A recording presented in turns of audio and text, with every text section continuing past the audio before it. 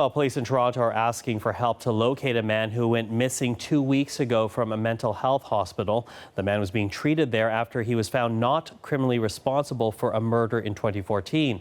The CBC's Megan Fitzpatrick is outside the Centre for Addiction and Mental Health in Toronto. This is where the treatment was happening. So, Megan, what can you tell us at this point?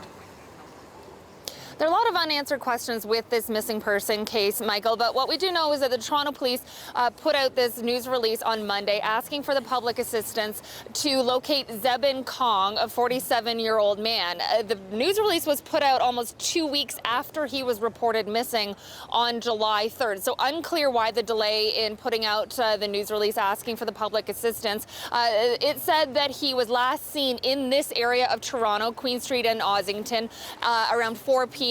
on that day. So they put out that information on Monday with a description of him saying he doesn't speak English well and that they were concerned for his safety. Then yesterday, Toronto Police saying actually Cong flew out of Canada on the day that he was reported missing on July 3rd. Now, as you mentioned, Cong was a patient at CAMH, as the hospital here is known. He was found not criminally responsible in 2016 for a murder that occurred in 2014.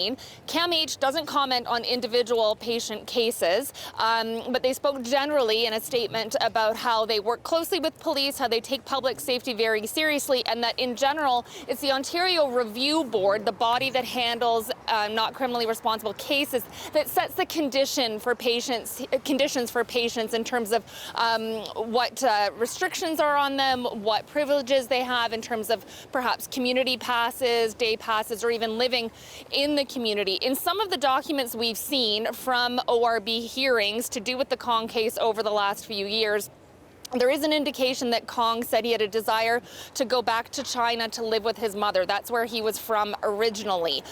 But the Toronto Police will not confirm where they believe Cong flew to on July 3rd. They say that they are working with law enforcement agencies, international ones, but they won't confirm which ones, Michael. So still a lot of questions yet to be answered. Toronto Police being pretty tight-lipped about this case. Tight-lipped, although you say that a lot of questions unanswered, a lot of concern being expressed in the city about this case. Let's talk about the Mayor of Toronto, though, because John Tory is now speaking out on this. Well, he's speaking out because media outlets asked him for his comments on it. And so he's saying that he has questions about how this happened, how Cong flew out of Canada on July 3rd. He's calling for transparency and for everyone involved in this case to be forthcoming with information. Here's more of what his statement said to media. He said, "I'm confident that CAMH and all authorities involved are working to determine exactly what happened. Will let us know as much as they can when they find out, and will make any changes necessary to make sure this situation is never repeated." We have heard from CAMH too, Michael, some indication that they might provide some kind of update today, but we're still waiting for that, Michael. Okay, Megan, we'll speak again. Thank you for that.